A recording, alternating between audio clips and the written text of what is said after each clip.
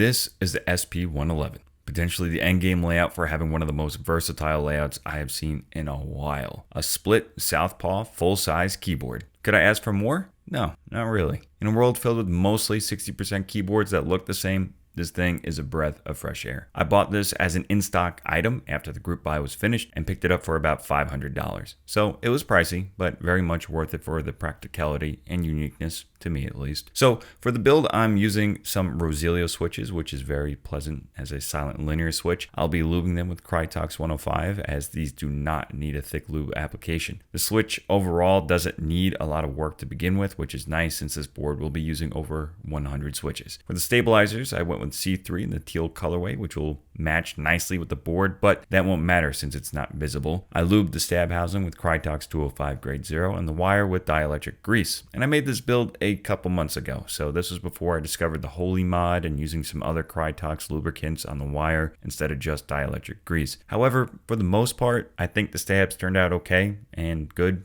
without feeling too sluggish. I then soldered the entire board, which took a good while to finish with so many switches. Once finished, I added some sorbethane to the inside of the case, but this muted the sound signature just a tad too much. The Roselios switches are already so quiet, and the sorbethane barely made any difference. And finally, I assembled the board. The finish on this case is amazing. However, in the original group buy, I don't think it was supposed to be this aquamarine color, but I'm not complaining since I love how this color turned out. The board uses a sandwich mount, which adds a nice accent through the board in the center of the side profile. The typing experience is stiff since the plate is brass and sandwich mounted, but I'm okay with that since the fit and finish is just immaculate. As for the keycaps, I put on some GMK Hennessy caps and it tied this whole theme together so nicely. Not to mention this insane cable from Voxel mods. Guys, seriously, if you want some of the best cables out there, reach out to Voxel mods and treat yourself. The board commends a presence as it's huge and versatile. Fit the board to the wrist angle you prefer. Use only half the board if you want to free up space. Not to mention that numpad is already on the left and clears up space for the mouse. It's fully functional and provides me all the space management I need. I absolutely love this layout. Anyways, let's see how this sounds.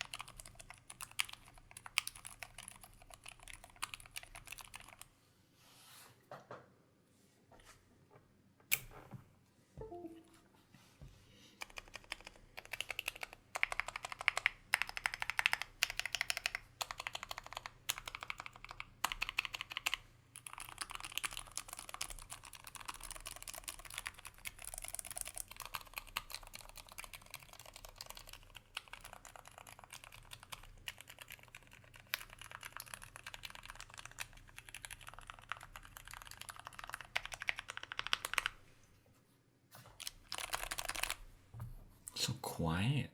I go back and forth if I should have used a different switch. As much as I admire the silence from the Roselios, I also like to have some audible feedback, some sound signature to remember the board by. I'm not sure if I'll keep these Roselios switches in, but then I would have to desolder the entire board, so that's probably just going to stay for a while. I really hope to see another round of this board, or at least some more southpaw or premium split options. I think this was so well executed, minus any discrepancies with the color options that may have taken place. This is a very special board, and I will hold on to this thing until the end of time if I can. I wish I would see more boards like this or modern retro boards like the Saturn 60 that really offer a distinct visual design from what we're used to seeing. This is a testament to that. Let me know what you guys think of the build and consider checking out the rest of the channel for more keyboard related content. Thank you all for watching and I'll catch you in the next one.